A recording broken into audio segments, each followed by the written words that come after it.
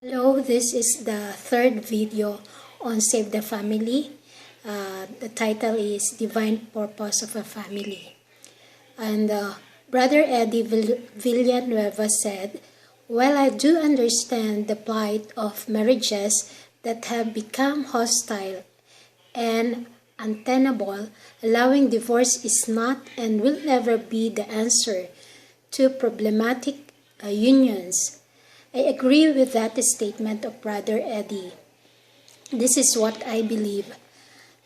Understanding some divine principles concerning marriage and family is one of the solutions. This will help how a marriage work and keep it. The first video emphasized on the prayer and to be alert about the schemes of the devil. Then the second video reminded us to put on the full armor of God. And now understanding the divine purpose and structure is like knowing why we marry and have a family. Okay, let's say if a player was given the privilege to play but does not know why he is playing, there would be tendency that the player would just play anyhow. No goal, no motivation. If we don't know the purpose of a thing or why we are in a particular place or position, it is hard to walk extra mile or make some sacrifices, because we thought it is just our choice and we walk alone concerning that. First that we must know that entering into a marriage and having a family is a divine calling. It's not a calling of the flesh or lust.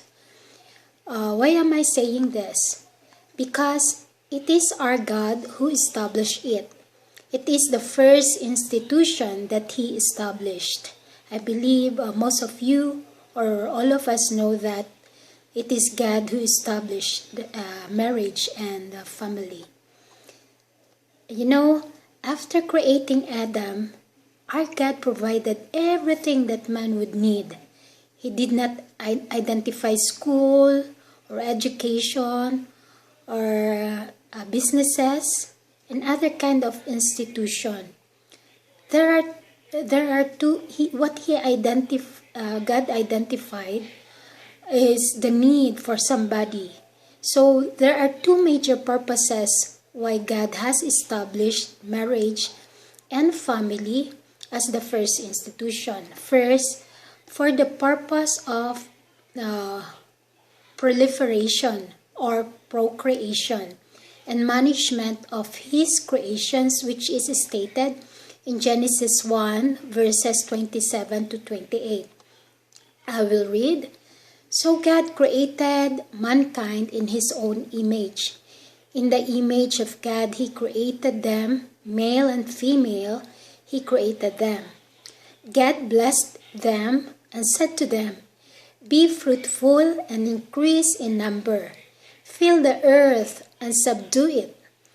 Rule over the fish in the sea and the birds in the sky and over every living creature that moves on the ground." Proliferation means to multiply and be abundant. God created males and females for this primary and general purpose of family. We are the highest and different from other creations He created. When we procreate or reproduce, we are ought or obliged to manage it, including His other creations. The second purpose is for the purpose of companionship. This is to complete the happiness and an ordained assistant companion. God created women to be men's joy and perfect helpers. According to Genesis 2, it is written in Genesis 2 verses 18 to 23, I will read. The Lord God said, It is not good for man to be alone. I will make a helper suitable for him. Now the Lord God had formed out of the ground all the wild animals and all the birds in the sky. He brought them to the man to see what he would name them, and whatever the man called each living creature, that was its name. So the man gave names to all the livestock, the birds in the sky, and all the wild animals. But for Adam, no suitable helper was found. So the Lord God caused the man to fall into a deep sleep. And while he was sleeping, he took one of the man's ribs and then closed up the place with flesh. Then the Lord God made a woman from the rib he had taken out of the man, and he brought her to the man. The man said, "This is now bone of my bones and flesh of my flesh. She shall be called woman, for she was taken out of man." That woman is called the wife in Genesis 2 verses 25. It says, Adam and his wife were both naked and they felt no shame.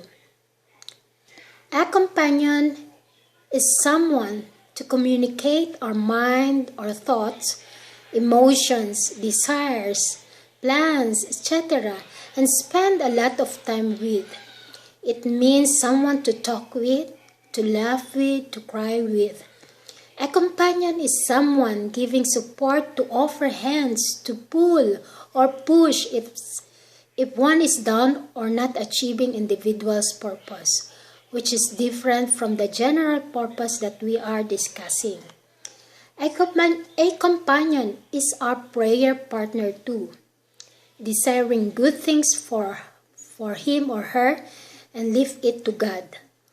And of course, a companion is to have sexual desire with, to serve the purpose of procreation. A companion is our partner in our journey in life, to journey pleasing to God, to raise our children pleasing to God, to grow old together, to see our children attain their individual's purpose, and see them to get married to and have family too. That is why those parents feel accomplished when their children are successful in life and having their own family too. Thank you once again.